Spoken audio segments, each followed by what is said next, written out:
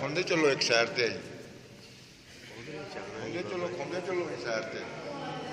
ਸਾਰੇ ਸਾਈਡ ਤੇ ਖੋ ਕੇ